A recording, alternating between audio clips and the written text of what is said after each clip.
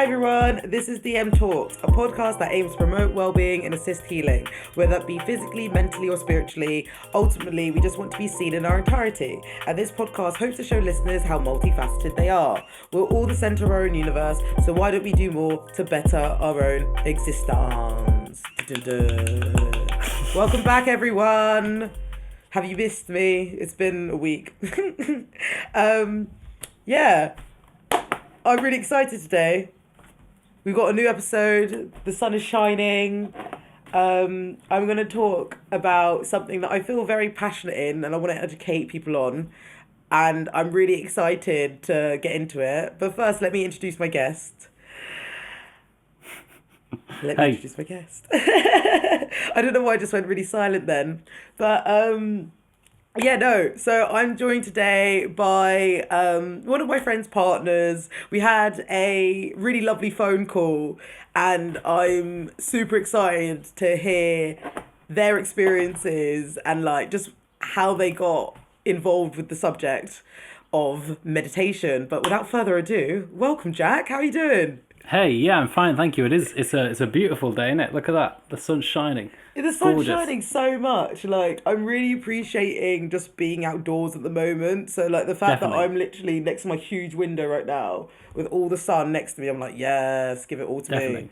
But yeah, how have you been? What have you done today? Fine, nothing. I've not done my meditation, unfortunately, which is no, not quite yet. So I'm going to do it a bit later on. But but it's quite funny because literally I was... just before this episode, I was like, oh God, I haven't meditated today. Let me go do it quickly. But you never know. Maybe after the episode, your meditation will be even deeper. So definitely. You never know. We've said meditation 3 times, so that means we're gonna talk about meditation. Woo! The podcast, well, this episode is going to talk about mindfulness. It's going to talk about breathing. It's going to talk about this sense of presence, and I really wanted to talk to an individual who meditates as much as me, so we could sort of like talk about what we've learned and give it to the masses, you know? Of course, definitely. But before I jump into that, I'll take you to the first segment, which is the divine. Perfect. So the divine is where you nominate a good thing that you've seen, whether it's online or offline. And I read something, I found out about something which is super cute, that I wanted to share with the group. So me and Jack live in Manchester, and there is this company called Invisible Manchester which provide walking tours around the city. So what's unique about their own friendly walking tours of Manchester is that they actually the tour guides that they use have all been affected by homelessness, and they simply live and breathe the city, and in their words they say they offer their own personal insight into the past, present and future. And when I came across this article and then did my own research into it, I just was so like touched, because with Manchester I love how there's that community aspect is so there, you know, that worker bee mentality. Like, it's present in the community, it's present in the city, it's present in our little cul-de-sacs, it's present when we bloody walk down Curry Mile. Like, there's so many instances in Manchester where it's like a collective like working together. And the fact that this tour or this company wants to give back to people that have been affected by homelessness, but in a way that is so adaptable to them, because it's like they've been homelessness, so who's best for the job, because they know what they're doing, you know? And like, they're also giving jobs for people that didn't have work. So yeah, no, it just really it made me happy, so I thought I'd nominate them. Definitely. And it's funny you talk about kind of the community of Manchester, because I think I'm from Nottingham originally, and I think when I came to Manchester, that was really the first thing that I noticed, is how much of I feel like everybody from Manchester has such a strong sense of that in them. And I think even that's probably been amplified more so sort of after the bombing a few years back. Yeah. So I think definitely correct. And what you mentioned there about the walking tours, I'm probably going to check that out, because that sounds fascinating. Mate, we should all do it together. How sick would that be? Like, literally, I was reading about this lady called Laura, and She says here, as a transgender woman, Laura explores the history of inspirational Mancunian women who have influenced her journey of transition. Her exuberant character and cheerful attitude makes her a unique and exciting tour of Manchester's city centre. So she goes around the city, and sorry, I'm just reading this thing here. So yeah, she goes around the city and talks about the suffragette movement, and talks about the long stories, ideas, and challenges about women and the history of homelessness. And I just think that's really empowering because, like, you've got individuals that are Mancunian, right? But you've got individuals from different like facets of identity, so they're able to give you an insight into more. You know? Yes, of course. It's funny as well you mentioned about the transgender because the I know for a fact that Salford is kind of was sort of where a lot of the transgender stuff started. Oh, And really? yeah. I've read some good books. I'll have to lend you some. But Definitely. there's like a transgender remembrance statue somewhere in the village as well, which I'll also send you kind of the directions for. Amazing. The more you dig into it, Manchester and transgenderism is linked very very very very closely. So it's fascinating. Oh, I love that. No, that's honestly like I'm definitely gonna have to read the books that you suggested. Definitely. What would you like to nominate for the Divine, Jack? For the divine, I was thinking. Recently, I finished a book by an Irish author called James Joyce, and the book was called Ulysses. And I'm absolutely huge fan of Joyce. And I've had Ulysses on my shelf for about 2.5 years, and I've tried to read it a couple of times. It's a long book. It's very very challenging. It's about 932 pages, Oh, wow. and he invents a ton of new words. It's like a whole new language. But in reading Ulysses, you really feel Joyce's connection to the divine, and it's all about kind of Irish identity and stuff. And the fact that I managed to finish it after maybe 12 or 13 weeks of reading it is I'm absolutely over the moon because I feel like I've achieved like a serious life goal. And obviously I think Oh, lots of sick. times people don't take the time to say, yes, I'm very proud that I achieved that. But when I finished Ulysses, I was like, I have to take the time to like reflect Yes. because it was so goddamn good. It was a bit of a slog in the middle, but I think overall it was such an enjoyable read, and I loved it. And I'm just so happy that after having it on my shelf for so long, I can say yes, I've definitely finished that. So Amazing. yeah, definitely Ulysses by James Joyce. If you've not heard of it, I definitely recommend looking into it because it's Ooh, no, that mind just blowing. sounds great. And I love that because it's like, yes, I'm going to shout my praises whilst they're here. Do you know what I mean? Yeah. Like, I need to just, I need to praise loudly. I need to be happy loudly. I need to show gratitude loudly. I need to, you know, be, I think when we experience joy, sometimes it goes so fast, but if we take the moment to breathe and reflect and sort of, oh, the words on the tip of my tongue, but like, it's this idea of affirmation, isn't it? Definitely. Because I it's think like, we live in a culture of instant gratification, and I think that it's very rare. When you finish one thing, you're just on to the next thing, and I think sometimes it's good to slow down and just take stock of kind of where you've gone and how far you've come, what you've accomplished. In my opinion, do you always slow down by reading? I read a lot. I did English lit at uni, and I think I Amazing. absolutely fucking hated it when I started because I was like, oh my god, there's so many, so many books, there's so many pages. This is a 300-page book. This is going to take me forever to read. But then, like, Yeah. obviously, the more you read, the more you sort of get into it. I think for me, I slow down primarily by meditating, playing a bit of guitar. Reading for me is it's just when I read books, I'm looking to examine them, so it's sort of an enjoyable. I don't read to relax. I sort of for me, I enjoy the challenge of the book and looking into the book and looking into all different aspects of it. So, but it is good to slow down. I think reading in itself is a very mindful activity. Anyway, No, for sure. Like, one thing that I'm learning is how I can use mindfulness in certain activities. So, yes, doing meditation like independently, like in an intimate place in a setting is great. But let's say if I find mindfulness in reading my book or going for a walk or if I can. Or washing the dishes, for example, which is what Exactly. I tend to do. Exactly. I always use that example because the thing is with washing the dishes is such like everybody on the world probably has washed the dishes. Well, I mean, Definitely, I definitely. thought so. Yeah, And washing the dishes, nobody actually thinks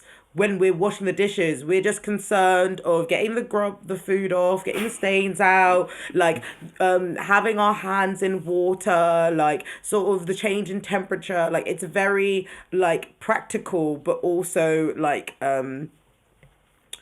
a small thing. It's something that's right in front of me that distracts me from my mind. And washing the dishes, like honestly, it's such a good mindful activity. Like I'll literally wake definitely, up, definitely, brush my teeth, go downstairs, wash the dishes, and go for a run. And it's like a bit of a definitely. routine I now. think Like out of all the house chores, I think washing the dishes is probably not necessarily my favorite, but it's probably my least hated one.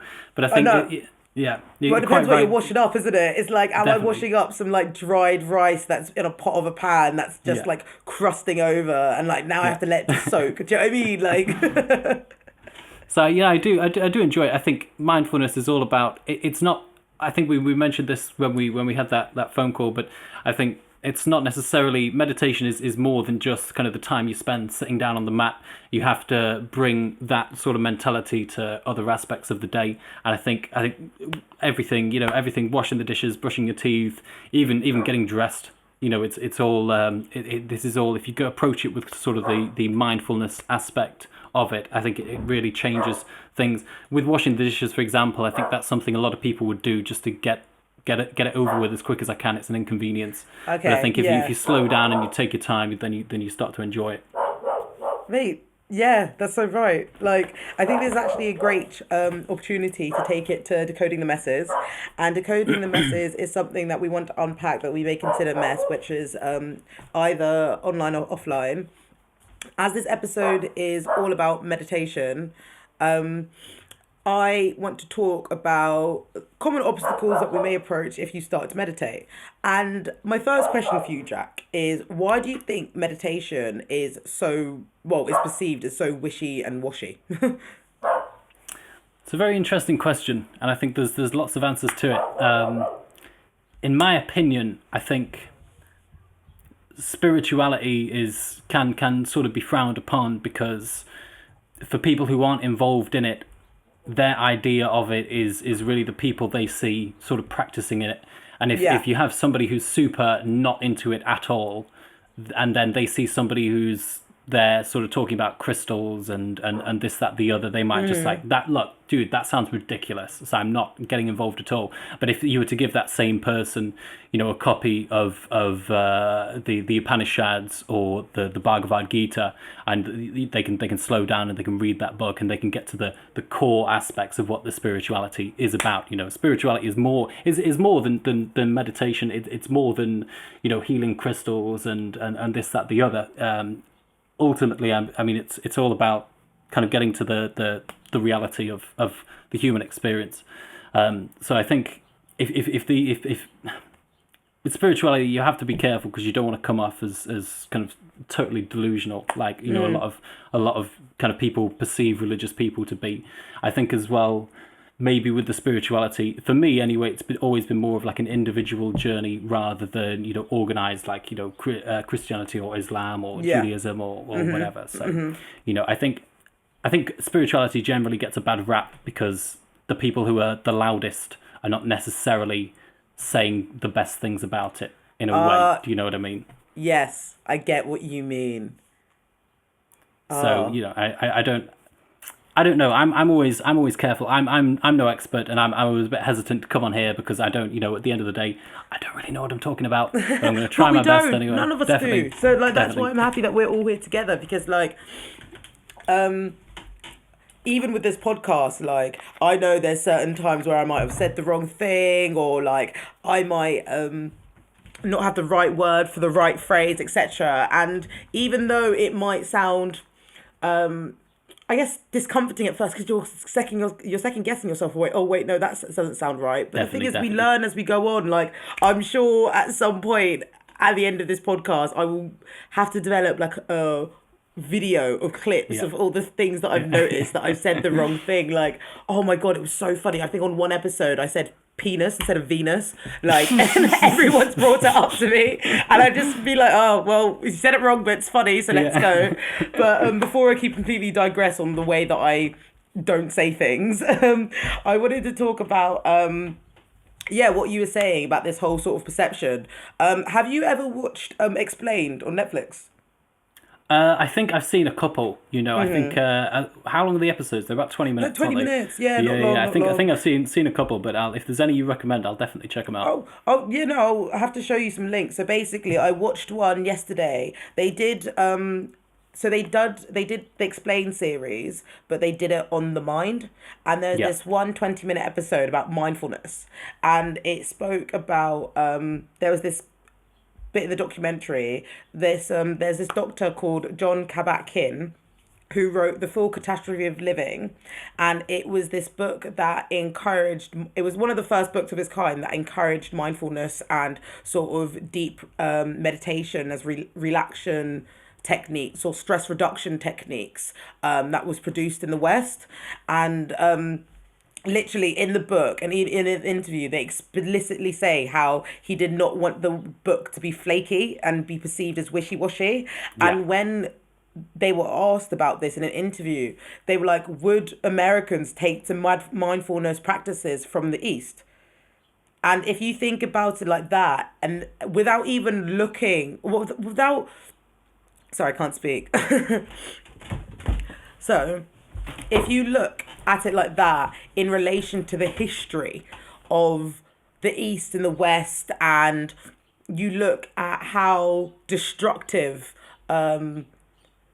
the West has been on sort of disarming and sort of of course. appropriating or Yeah, simulating the culture, you can understand how things are rejected, if that makes sense. But so after I found that out in the video, it was interesting because the narrator said changes in the media representation alleviated this concern. So the book came out and the book was promoted to help illness, and because it's a book that you do in relation of things, of course it's going to help illness. You know, yeah, it's going to have so many copies.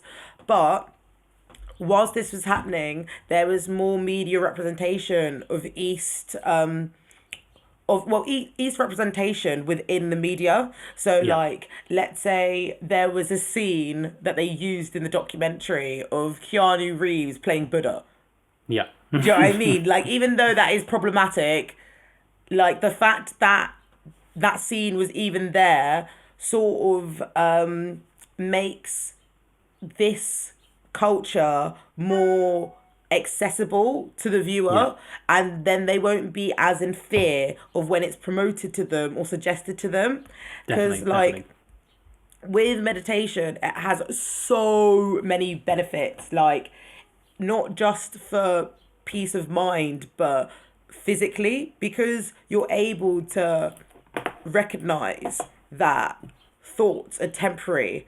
You don't react anymore, you respond. And even that couple seconds, minute, or however you spend it gives you some,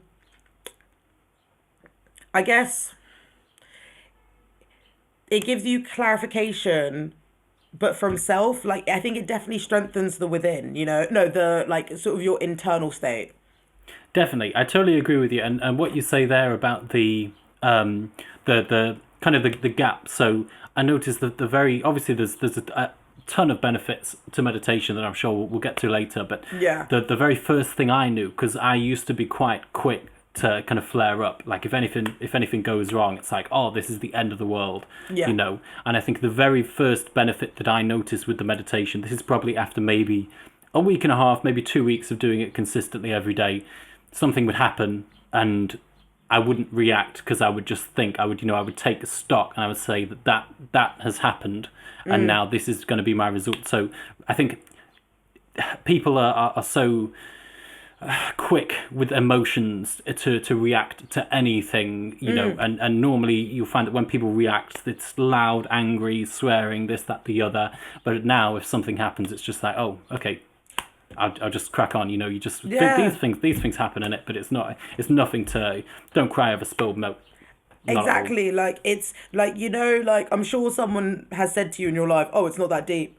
And with meditation, you can sort of chill in the fact that it's not that deep and Definitely, like definitely. it definitely I think it gives you more like I don't want to say emotional. Well, I mean, emotional intelligence is linked to it, but I think it gives you more room for thought and more room to be rational and logical because you're able to see a situation for what it is more so than your proposed emotion that is related to that situation.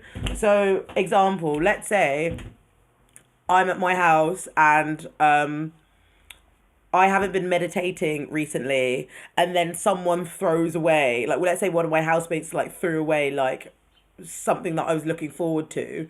That would annoy me. But I'm telling you now, like, if I'd meditated every single day, I'd be like, oh, that's the food. But let's say if I hadn't meditated that day, my irritability would be heightened, Yes, like, very much and so. even something as Definitely. trivial as food, it would be like, oh my god, oh, Yeah. it would offend you, but it doesn't. It's not offensive, It's only your relationship with how you want to respond to it. Exactly, and I think that's what it is. It's meditation. The way it changes kind of the brain, in my opinion, is that it that you realize that these things happen, and like you're saying, it's not that the situation has changed, it's your own perception of the situation. So you can't, and I think with meditation, obviously you come to understand that you can't really change anything that happens in life kind of just happens, unless of course it's you inflicting the damage, or whatever. Yeah. But these things happen, and I think it's from that compassion as well that you tend to develop, towards other people. You notice that things happen that aren't in your control. Sometimes people do things that are maybe a bit out of character, but at the end of the day, it doesn't, it's how you respond to it. So you could flare up and you could be like, oh, for God's sake, da, da, da, this, that, the other. I'm so Yeah. angry, so irritable. Like you were saying, the irritability thing for me actually relates kind of super hard, because I'm if anything goes wrong, it's just like, oh my God. But now it's kind of like calm down, and you just Yeah. think about it, and ultimately you just get on with it, don't you? And just be, if somebody throws away a piece of food or whatever that you were really looking forward to eating, it's that's fine. It's not the end of the world. And I think, now that we're all a bit wiser, we can just be like, oh, okay, yeah, I'll just, it doesn't matter, these things happen. Do you know what I mean? Like, now I'm just looking back at that. It's quite a funny example to use, but I mean, we move. My next question for you is: when did you start getting into meditation? Like, what was your first introduction to it? That's a good question. The more I meditate, the more I tend to focus on the present. So it's Okay. hard for me to sort of revisit the past, No, because fair I think enough. I've put a lot of it sort of behind me, and I've kind of come to terms with where I am now. But in terms of sort of meditation, that was something I was always familiar with, but it was nothing I was. I didn't have any experience with it. I didn't know how to do it. This, whatever. I think maybe it was about 2.5, maybe 3 or so years ago, when I sort of really started dipping my toes into it. And I think I read up on it, and I did like a little bit, and it's that kind of thing. I don't, I go through phases. I don't know about you, but I'll be really into something for like a week, and Oh, then after that completely. I won't do it forever. So I think meditation for me, I did it on and off for maybe like a year, maybe a year and a half. But I would sort of look back, and I'd be like, well, that month I meditated 14 times, but then I didn't meditate at all for the next 6 months. Yeah. And then it would kind of it comes and goes in sort In of waves. phases. Yes, Yeah. exactly. But then I think it's all about trying to establish that daily practice, and I think for me that was always the hardest part. But I probably got into meditation maybe 2.5 3 years back. I've always been kind of into psychedelic music, or whatever, so I think that has always been a part of me. And the more I sort of looked into the psychedelic, through either through my own experiences or through talking with other people, I think there's such a strong link between those kinds of mushrooms, or acid, or anything like that. Yeah. But there's a very strong link between those things and the divine. And I think really it's what you do with it. If a lot of people talk about acid as a tool of self-reflection, and it is, if you want it to be. If you just want to take it and dick around with your friends for 8 hours, then be my guest. But if you're super serious about it, you can use those kinds of sort of technologies. I would say you can use those technologies to enhance your life and enhance your connection with the divine. And I think it's all about, when you get the message, you have to hang up the phone. I think that's what I heard somebody say. So when you know that it's all about that, when you come to realize that life is all about your connection with the divine, then you sort of steer away from that and you double down on the meditation, in my opinion. So I'm really taken away about that. That was such a lovely answer. I really, really liked your response. Amazing. Like, I think it's weird actually, like, even though I obviously like wasn't completely meditating at this age, I remember my mum would always tell me when I was younger, I would just, like, let's say when I was like 3 or like 2 or something, I'd just go to the side and be like, Yeah. and like that was like, I guess my first introduction to meditation. However, it wasn't really that effective, but I came to university in 2016. My university had loads of, well, I'm sure they do it at bare universities, to be fair. Like, it had mindfulness Yeah. workshops, it had group sessions, which was really helpful because, like, when I was battling with anxiety and depression, like, throughout uni, taking myself out for an hour or for half an hour, whether it's in lunch or whether it was at the end of my uni day, it would be so helpful because I Yeah. could sort of, I knew that I wasn't isolated because I was surrounded by 20 people who also was doing it. So Yeah. number one, immediately that helped. Number two, the I want to say lecturer. What are they? I don't want to say, like, someone who's a meditation practitioner. Is that what you call them? Like Teacher, yeah, yeah, meditation practitioner. That's a good one. yeah. It's a bit of a I mean, mouthful, but it's a bit of a mouthful, isn't it? I'll just say the host. So the host, he was so cool. His name was Omar, and like he was very. I mean, he would, whatever you expect meditation practitioner to be, he was that. Like, he was just so calm and wise. Like, he had a certain energy definitely, about him that definitely. made you feel comforted. Yeah. And I remember when one of the first meetings that I had at this workshop, did meditation. We were doing like 10 minutes. So everyone was sitting cross-legged, our hands out, and we were all breathing, but also just trying to keep the silence in our minds, you know? Yeah. And after it, he was like, "So everyone, how was that for you?" No one spoke. So he was like, "Was it a bit hard?" And we all kind of like nodded and shrugged, and he's like, "No, that's okay. For a lot of you, this might have been your first time, but with meditation, it's repeated practice. The more Definitely. that you repeat, being still with yourself and just being present with your thoughts that come and go, the easier it becomes." And during that period of, I guess, learning that you can't switch your thoughts on and off, like, you're still in like you're still in the pre-stage, innit? Like, you're Yeah. going to meditation practices, but sometimes it feels like you're doing it wrong because then you start thinking about thinking, and it's really, really Yes. weird. Like, you'll literally be sitting there and you're like, clear mind. Oh wait, what happened? Oh wait, but is this clear mind this clear, or is Yeah. this clear mind blue, or is this dark, or have I taken this? And you're literally, your mind goes into so many different pathways and so many different like holes, because you just end up ruminating, but you're Yes. ruminating in like a very like, it's weird ruminating in a clear way, you know? Yeah. Like, do Yeah. you Of know what I course. Of mean? course. So when I had that experience, it did test my patience because I just kind of felt frustrated in myself for not like doing it right. But the thing is, there's no right or wrong way to do it. Like, it literally just works for you. You have to learn how to sit with yourself. And I mean, like, really sit with yourself, whether that's sitting by yourself, listening to nothing, or like listening to a host or meditation practitioner sort of guide you. I think Yeah. the meditation practitioner was probably a good starting point to meditation. So I would definitely advise people to go to workshops and stuff.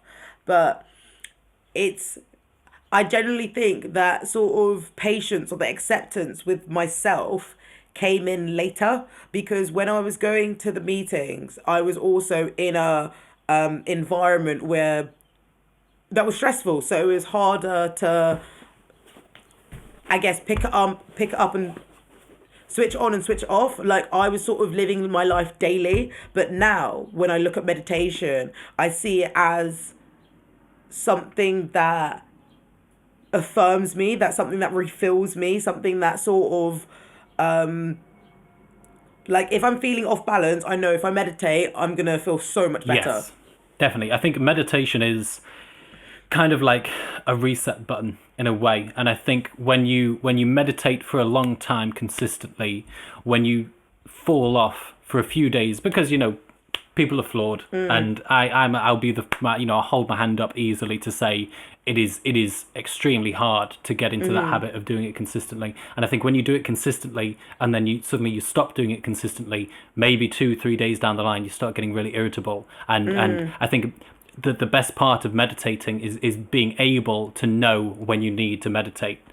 It's sick, isn't it? Like sometimes I'll be like, oh, in a bad mood, and I'm like, shit, I haven't meditated for 3 days. That's why. Yes. Like, do you know what I mean? Definitely. It's like I just wanted to Definitely. sit with myself, but at the time, it's like okay. So let's say if I've been meditating for a month, I'm not gonna be aware of that. However, when I'm meditating for like 2 months or 3 months now, it's like, oh shit, yeah, that Yeah, thing. definitely, And definitely. I love as human beings when we know the cause of something, it immediately relieves any discomfort or alleviates Definitely, of frustration, course. because we're like, oh, that's where that thing came from. Okay, cool.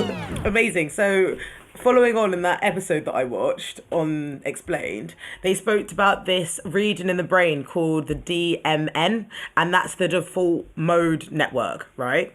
Yeah. And I should talk about neuroplasticity as well.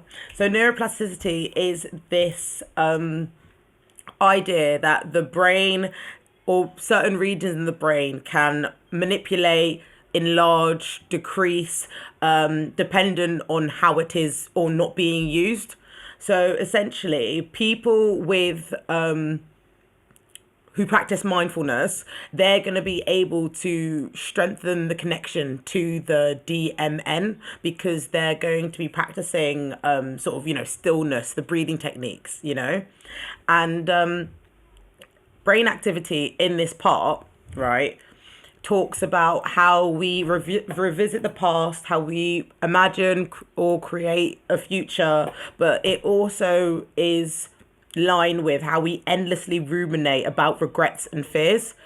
Yeah. So other people know it as the monkey mind, right? And if you practice meditation, you're mindful and kind enough to bring it back to the present and aka tame the monkey mind. Yes, definitely. That's something I've heard before for sure. And I just find it really interesting because the DMN is overreactive in individuals who battle with anxiety or depression. So you can understand how meditation can be an encouraged tool that they can use to alleviate from some of addition. Well, at first it will be alleviating the physical responses, because if we meditate, we can talk about how it decreases heart pressure, how it sort of alleviates tension in the body, because we are encouraged to see our body. We're encouraged to be mindful of the sensations in our body. Definitely, So I definitely. find it like super interesting how we're sort of encouraging this like mental muscle that meditators have, and that mental muscle is going to have crazy effects.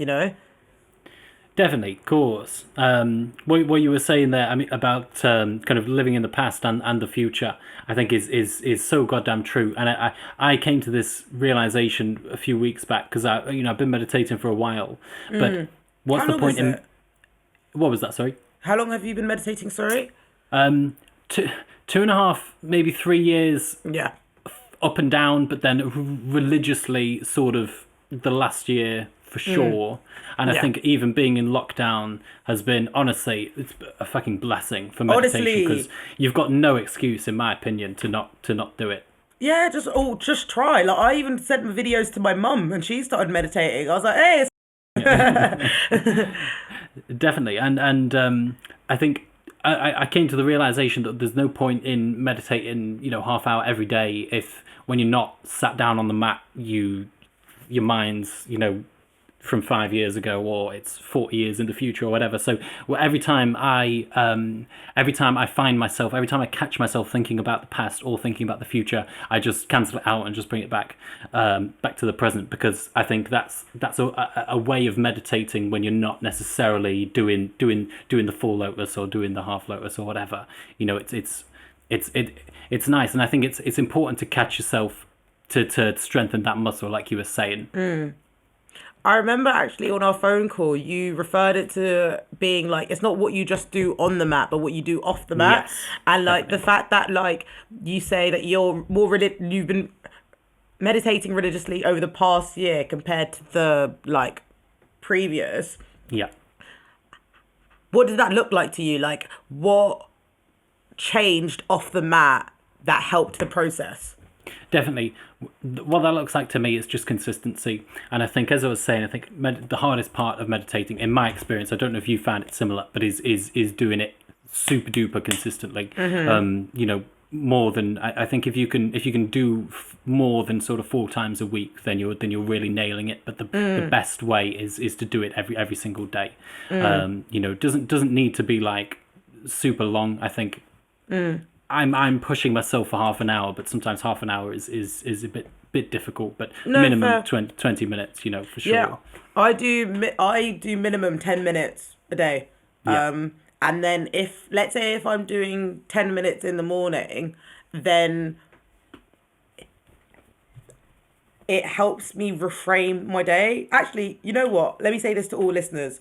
For those who are listening right now, one of the best advice I could give you is try and do 10 minutes of meditation for 10 days straight and to yes, see the difference in like even write down the difference, write how you feel on the first day compared to the third day and compared to the seventh day, and even that mental log will help you sort of analyze and interpret how your feelings are in that moment. Because an obstacle for me, not just the consistency, was the fact that you've got like increased awareness. So one app that I use is Headspace, yes, and if you're for sure. yeah, do you know what I mean? It's a great app. So that app was actually founded in 2010, and it's a app that makes meditation really accessible because it's on an iPhone. Like you can go on the app, you can have alarms for when you want to meditate, you can have little animation videos that describes how you're feeling at certain moments, and I felt that that was really helpful in assisting my meditation journey because I could again feel relatable. So let me use an example. So with meditation, let's say you've been meditating for 2 months like I had. I was happy because I felt this sense of clarity. I just felt very awake. I felt very clear. I felt very sensitive to sort of the information that was being provided to me, whether that's me walking down the street or me going to the shop. I could notice it. Of course. Meditation helps with that. However, because I've got so much awareness now, I'm able to see the dark things in my mind like super clearly and Yeah. like quite vividly. And that at first really intimidated me because I was like, bro, I'm doing meditation to alleviate my anxiety and depression. Why is it the fact that I'm seeing it clearer? And during that stage, I remember going onto Headspace, going onto a little animation video, and they've got hundreds, like they've got like little videos for advice. And the video was like basically an animation clip, so super accessible, super like you can understand it, it's just really lighthearted. And it just basically spoke about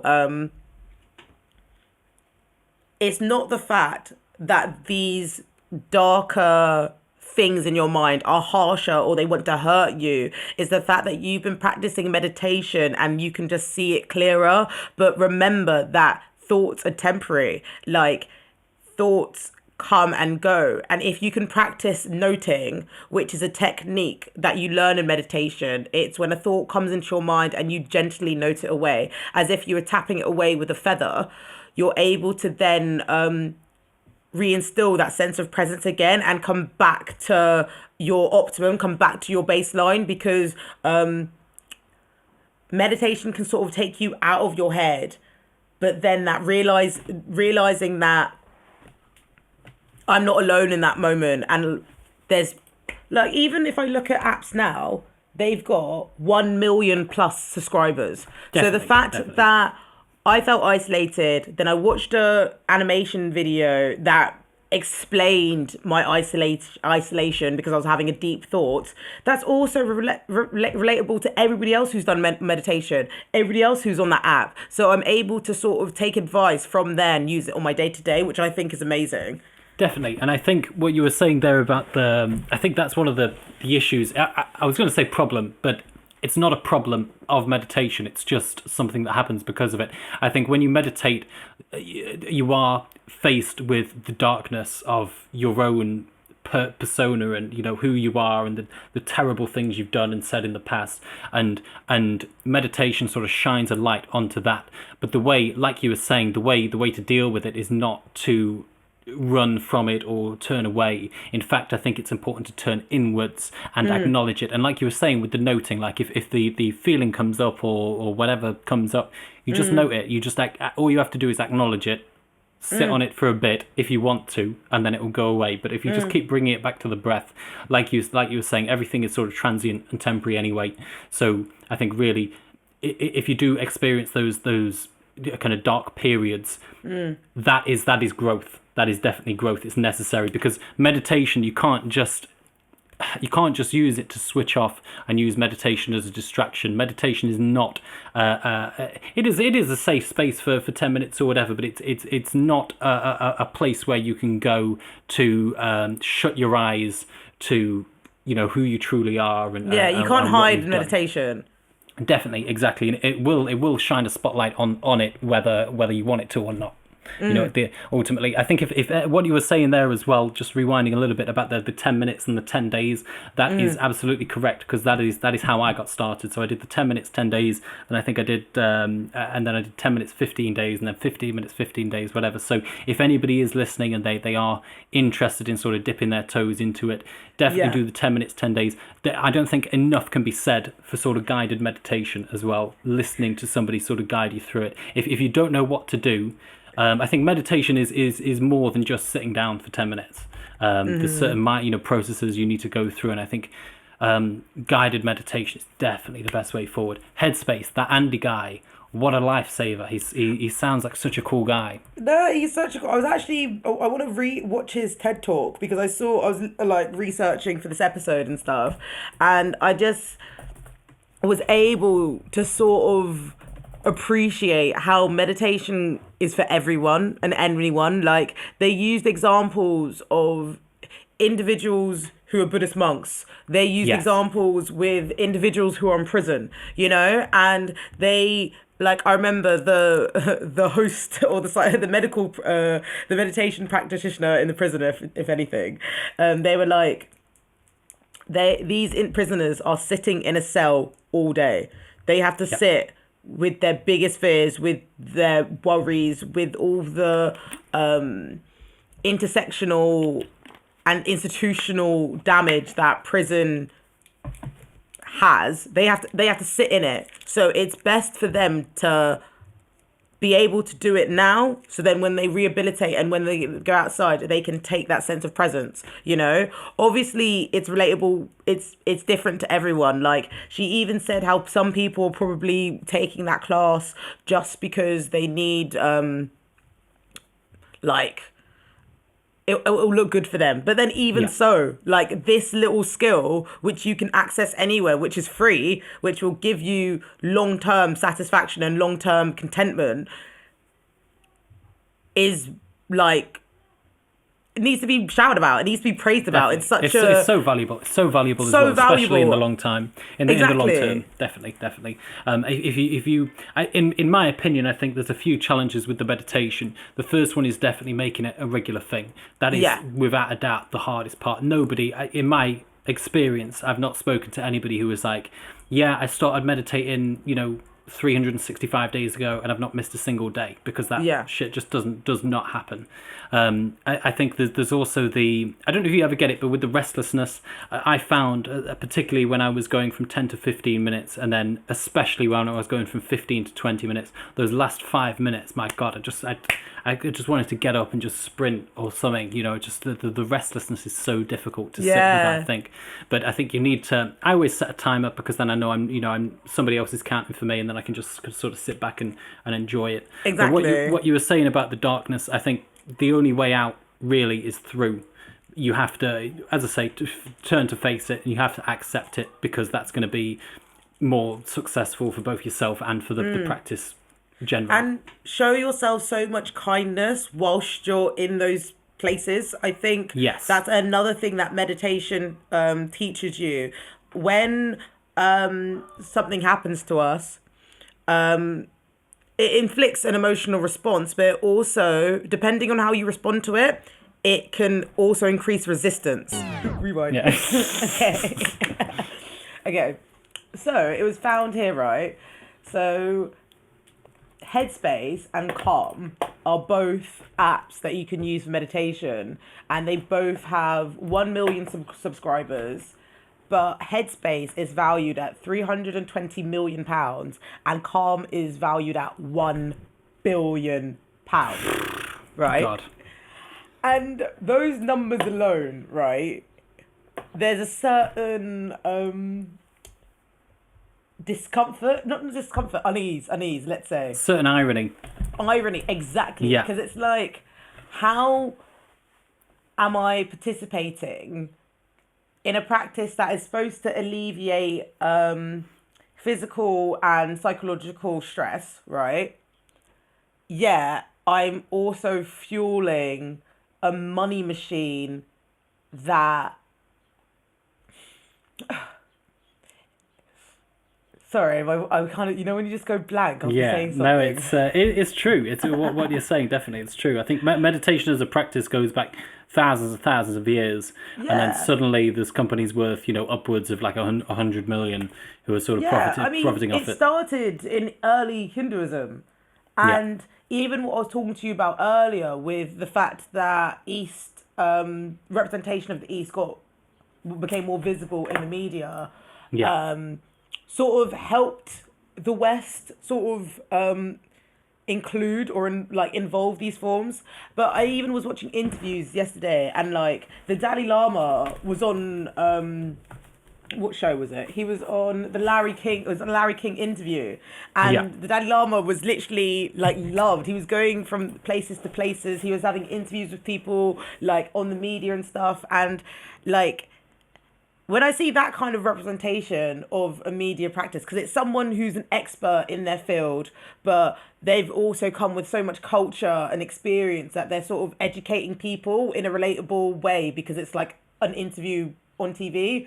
However, when you look at it in Headspace, it's like, how is the fact that I'm going onto my smartphone, which has so many apps that literally is linked to causing feelings of isolation, going to bring me meditation? It's like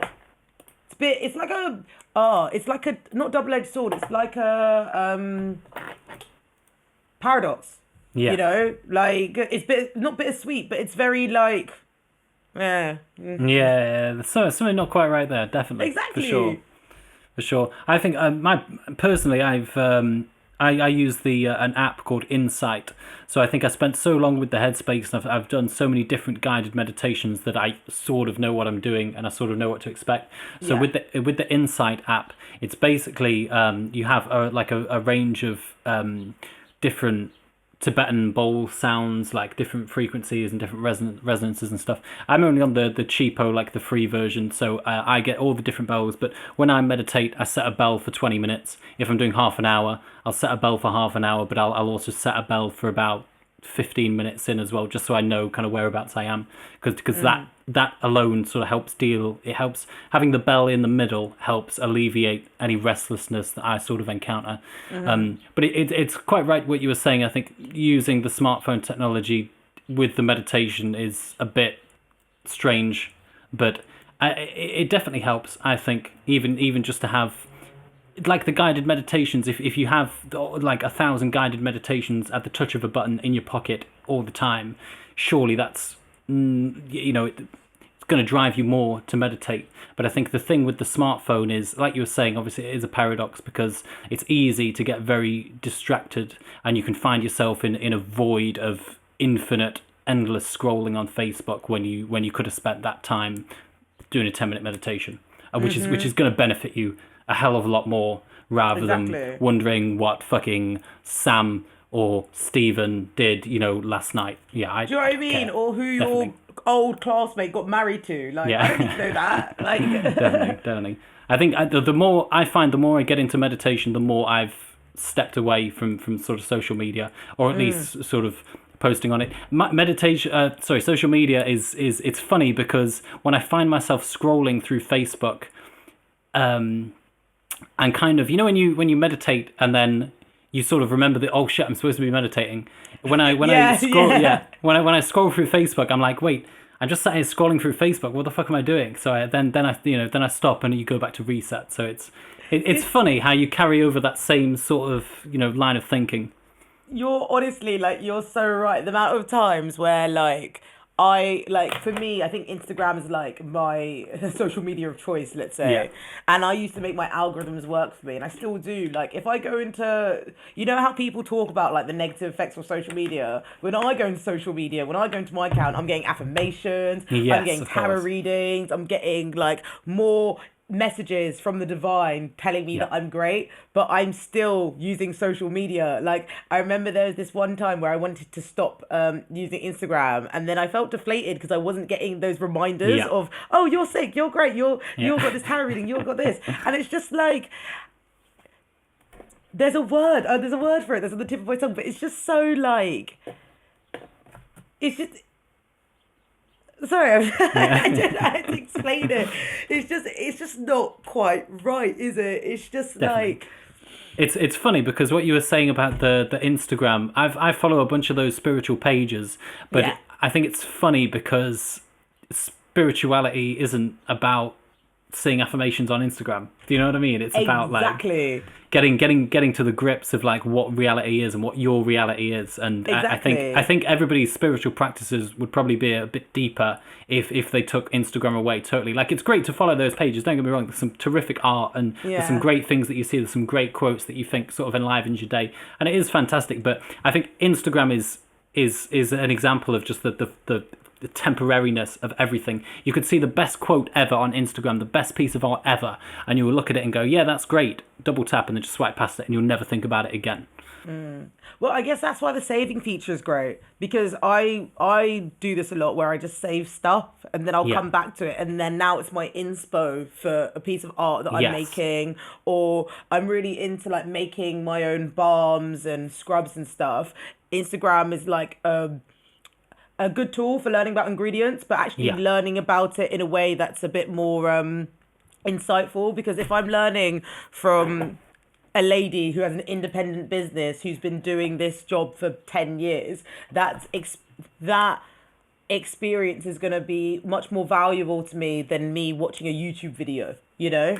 For sure, definitely, and it's funny you mentioned that because the whole save feature is just. Honestly, I don't even know how the fuck Instagram works half the time. I'm No, not. fair, fair. I think I created a Twitter account once, maybe like 5 years ago, and just never touched it because I couldn't figure out how to get it to work. But I think there was a guy called Cal Newport who wrote a book called Digital Minimalism, which I really recommend reading. It's basically about sort of stepping away from social media and about the positive impacts it can have on your life. But he was saying that the best way of doing it is to save the things that you find interesting and then set aside 1 hour every 2 weeks or whatever just to catch up Yeah. on it, rather than trying to scroll back through and trying to find that thing that you saw like 2 weeks ago that you can't remember who it was, that kind of thing. So No, definitely. Oh, that sounds amazing. I'm just taken back. How you feeling, Jack? Hey, yeah, I'm okay. Just dwelling on the tarot, mate. I'm so fucking nervous. I'm just Oh, don't worried. be. I'm worried the cards are going to tell me that something death awaits me very, very, very Oh soon. no, no, no. That's not. That's what I mean. Like, I mean, that's not. I mean, that is possible, but it's not going to be possible today. And the thing is, it's like there's cards like let's say okay, so let's say the death card that you just talked about, right? The death card is a theme. It's called it's a major arcana, so it's an overarching theme in our life. And the death card literally means rebirth, and Change. Yeah, that's yeah, not yeah. necessarily like depending on what cards you get. Yeah, It can indicate stuff. Do you know what I mean? But like the way that I do tarot, like you would have seen it in the self love episode. The way that I do tarot is literally like a conversation, and it's more like, like I'm not doing those readings. If that makes sense. Oh, I don't know how to explain it. So I'm burning some Palo Santo for you. no problem. So this is gonna What is that? cleanse. Is that sage? No, so I've got sage here, but I've got Palo Santo over here. And Palo Santo, it brings abundance, it brings love, it brings sort of a nurturing energy, I'd say. Because like with it, both things, both sage and Palo Santo clear negative energy. They clean the air. But with Palo Santo, it for me it like changes what the air was to now fill it with all love and fill it with joy and fill it with like self love. You know, Definitely, definitely. like yeah, and it smells amazing. It looks like a blunt. Yeah, like Shall we start doing? yeah, amazing. We shall do it.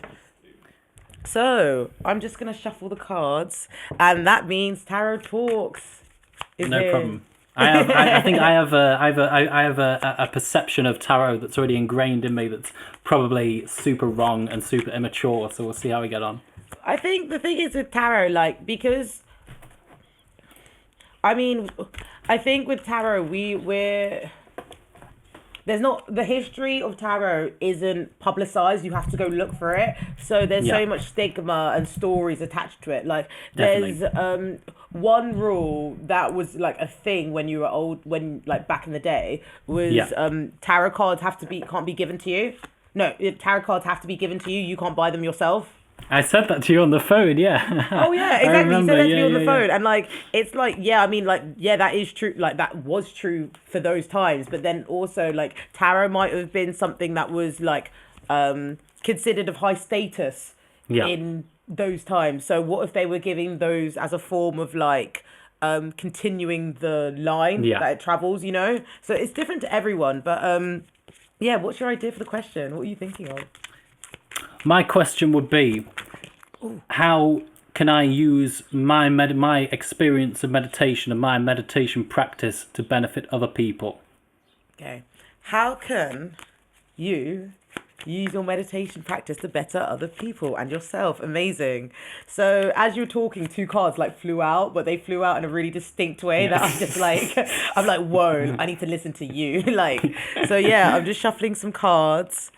Actually, you know what? I'm going to shuffle and you tell me when to stop.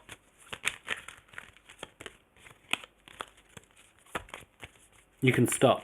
Should be good. Amazing. Right. And tell me if I should go from the start, the middle, or the bottom of the deck. Go from the top. Go from the start. The classic. Amazing. Oh, I love this reading. So, you got the moon, right? And the moon is a major arcana. They're talking about a major theme in our life. We're all going to have to deal well not deal I mean the moon is the moon, isn't it? It's lunar cycles, it's our dreams, it's light in darkness, it is secretive as well. There's sort of a mystery and eeriness that comes with the moon. Yes. And that could suggest an illusion. It could suggest uncertainty. It can indicate that an individual has had to go inwards or has had to retreat in a way that may have happened because of deception. It may have happened because of isolation or discomfort. But the moon is a constant, even Yeah. though we see different types of the moon wherever we are in the world or wherever the moon is in its cycle. It's that indication of things coming back around and feeling comfortable with the process. I think because you've got two wolves here and then you've got this crab that's like eaching to the shore. And the thing is, with the crab, it's reminiscent of when things come up to the surface. So all of the things that you were previously rejecting or anything that you were previously uncomfortable with. Yeah. But it's also such a positive card as well, because the thing is, you've got the moon upright and the moon is shining light on your wild, your tamed, and sort of the things that are coming to the surface. So in relation to your question of how can my meditation practice help me and help others, I think it's again like feeding or filling or just having so much love pouring, or maybe not love is the right word. I want to say acceptance and kindness, because when you look at things with acceptance and kindness, you can nurture yourself and the people around you in a response that will give them greater clarity after their moon period or after the cycle. I say this because you also got these two cards that literally flung out. And it's funny because, like, I know before you were quite worried or skeptical about this reading, but this shows you have nothing to worry about, baby. You've got all the cups. I You don't know have what I'm all the looking at, cups. but yeah. Honey, I'll tell you. So basically, the first card that you got is the Page of Cups, and the Page of Cups is an individual who is like the younger, like non gender specific, but it's like the younger individual in a family of four, right? Interesting. So they're Very youthful, interesting. they're enthusiastic, they have this sensitivity that hasn't been hurt or hard done by the world yet, Yeah. if that makes sense. Yeah. But with this identity, it may mean that someone may have rose tinted glasses to the situation, or someone might be naive to a situation that's placed in front of them. I talk about emotion because we're talking about cups, and you've got cups, and this is all about emotion here, And the fact that you've got the Page of Cups suggests that you've come into an ideal state in your life where your creativity and your enthusiasm is present, is there, but it can also be, I don't want to say encouraged, because I feel like that's not the right word for it, but it could be harnessed in a way that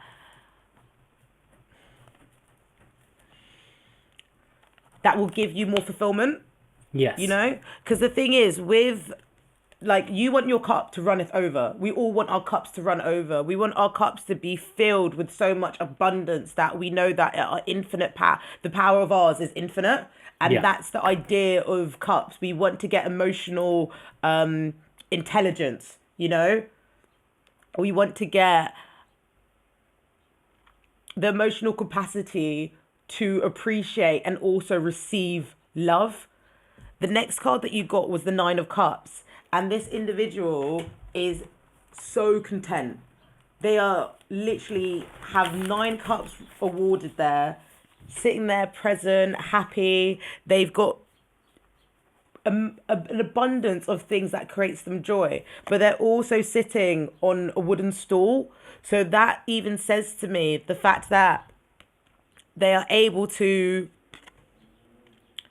find gratitude in the present nature. Like, a wooden bench is just a wooden bench, yet this guy is happy. And it also says that his cups are temporary, so finding comfort on the bench, surrounded by the cups, whilst they're there or they're not there. That's Yeah. where your power lies. And I think that's in relation to your question. So, what did you ask? You asked, how is my mindfulness going to help? Well, my meditation going to help me and the people around me? I think this reading encourages you to help others shine light on their shadow selves whilst they're approaching this period, because you energy, your enthusiasm on this subject, and you knowing that it can bring you so much emotional fulfillment in the future or even in that present, is the message that you're giving to others. What do you feel about the card so far? I don't know. Interesting. Very interesting. I sort of see, not to go into it too much, but I No, go for it. certainly see aspects of my character like that, and I think the Page of Cups there being the younger individual in a family of four. I'm asking myself if that's me or if that's my younger brother in the card. Yeah. So I don't know. Interesting. I'm probably going to do a bit of reading up afterwards. But no, it's definitely, funny that it's funny that the shadow self sort of came up, because that's what I've been obsessing with the last few weeks, as I say. But I also think it's mad how, like, we were talking about how, because we do meditation, we're able to be mindful enough and kind enough to bring ourselves back to the present moment.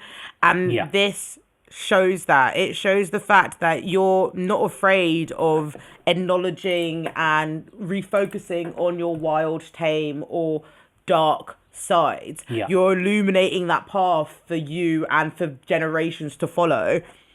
With the Page of Cups, it could it's a personality, so it could be your brother, it could be you. It basically wants to showcase an ideal mastery, because we all want to sort of harness this energy in a healthy way, because the Page of Cups, to me, it reminds me of my inner child, because it's that sort of youthful energy of being forward, being really excitable, being really like just being like just so amazed by how the world works. Yes. But with that comes so much doubt if you don't have discernment and if you don't practice gratitude. Because I remember when I was going through a very like let's say frustrating period, I was always getting the Page of Cups in reverse, and that's being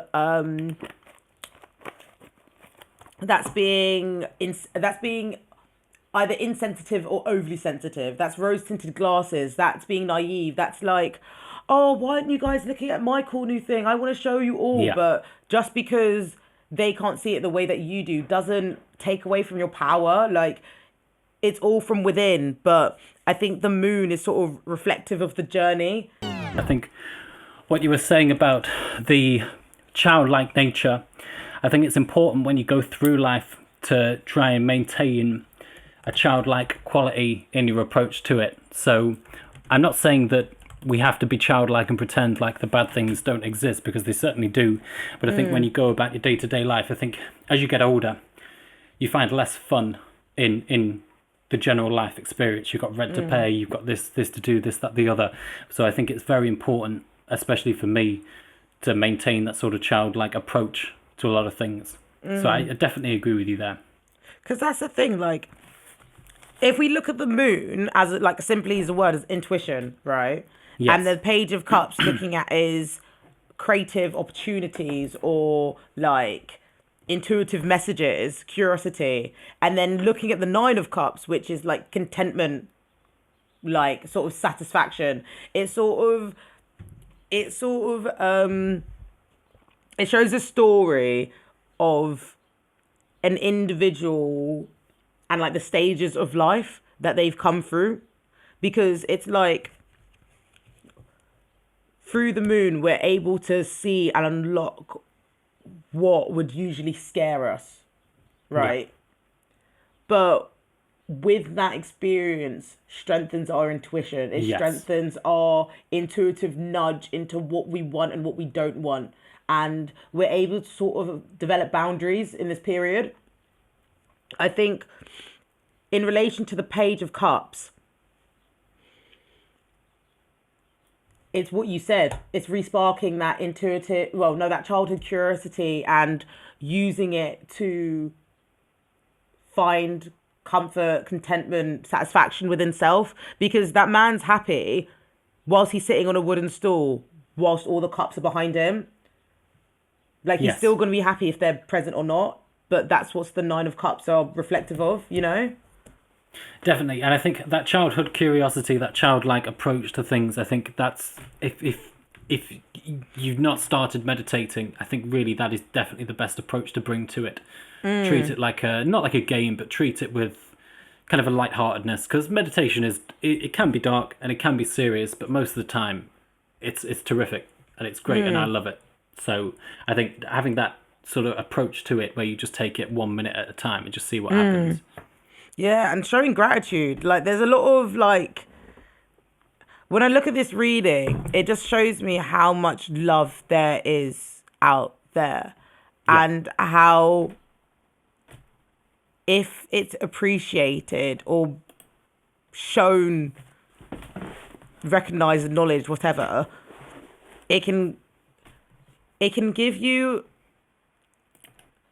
a sense of contentment in self that's unimaginable and can't even be compared to whatever's outside of you. Definitely, I agree. Oh, this has been a really like nice reading. Definitely, I was scared. I'm not gonna lie to you, very scared. No, that's the thing. Like, if you're not aware, like, people are scared, but that's why I'm here to be like, it's Yeah. not scary. I always So- thought tarot cards were a bit like a Ouija board. Oh, the thing is, like, there's so much hysteria that comes Yeah. around tarot that I like I because there's so much hysteria surrounding tarot, you need to do your own independent research. But the thing is, like, what I like to show to people is that, look, I love spirituality and I love faith, but I also love psychology. And if I can use these cards to show you different perspectives, then that's what I've done right. You know, that's Yeah. what I've done well. Because there's so many different meanings to tarot. There's like room to get confused, or there's room to doubt your ability because you're like, oh, what if this thing means this thing? But through strength, through practice, and through repetition, we got readings, B. Yeah, definitely. Well, that means it takes us to our last segment. It's Great. gone so fast, hasn't it? Definitely.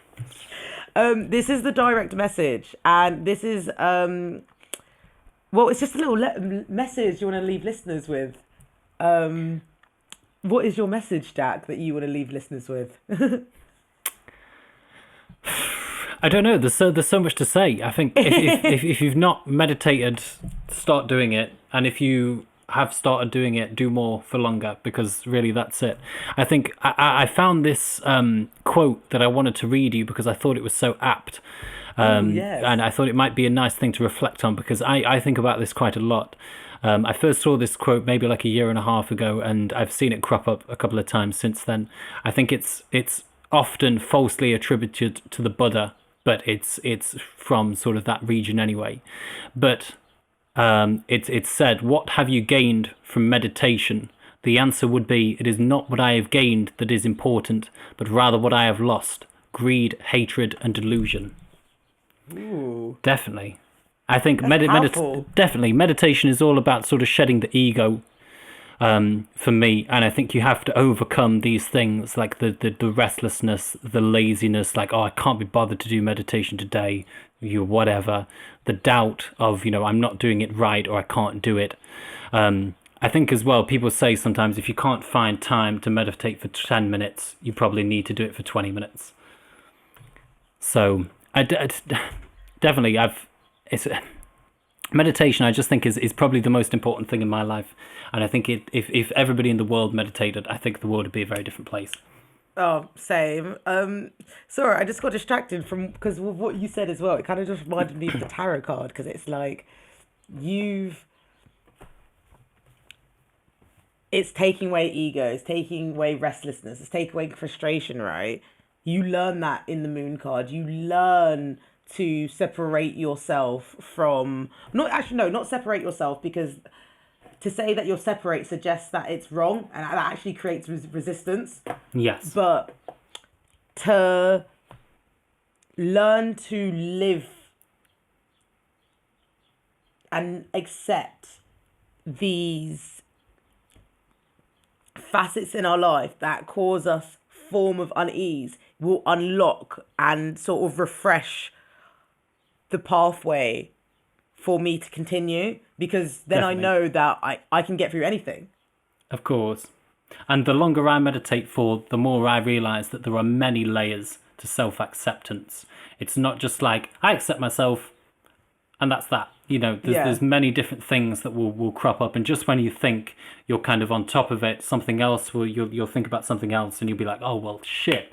I need to learn to accept that part of myself as well. I think it's easier to observe another's shadow than it is to acknowledge your own. And I think that the whole thing with the moon card and the tarot reading, the only way that you can be whole as a person is you have to be willing to step into the dark recesses of the mind, I think, in my opinion. Oh, amazing. Thank you. That was great. That was No great. I problem. don't even know what mine's going to be. Wow. The direct message for this week, listeners, I would say, definitely meditate if you never have, because it's so beneficial. I'd say one thing that I would let listeners know is this idea of showing yourself kindness, showing yourself niceness, showing yourself acceptance. Like, it needs to be repeated behavior.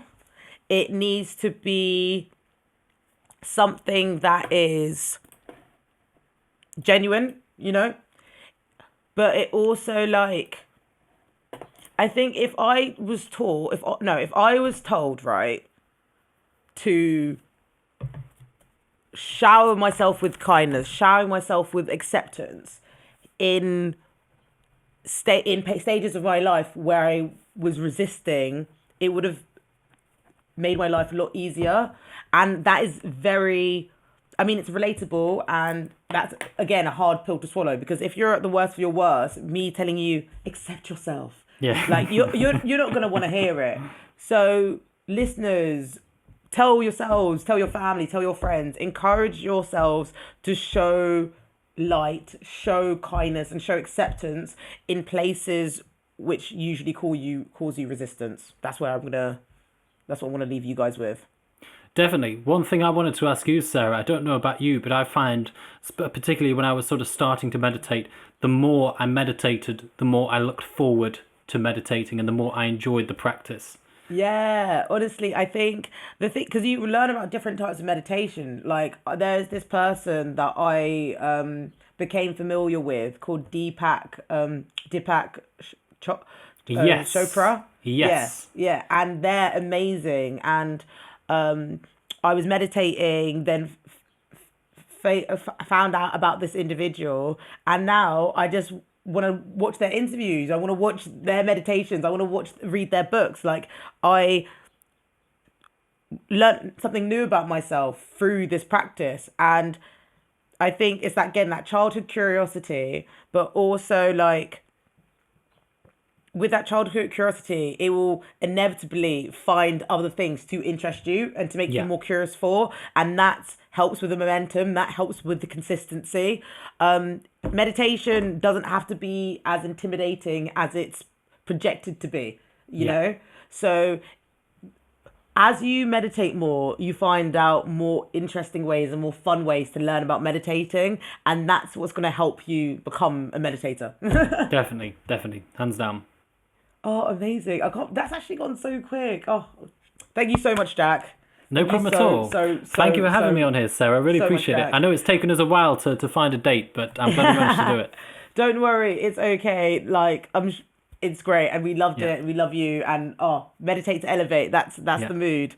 Amazing. Could you please let listeners know of any socials? Wait, do you even have Instagram or Twitter or no? No, not personally. I play in a death metal band called Chainsaw Castration, and I also do some Plug them in.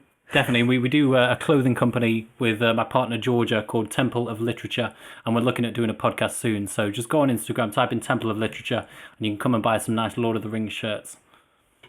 No, Jack, that was amazing. Thank you so much.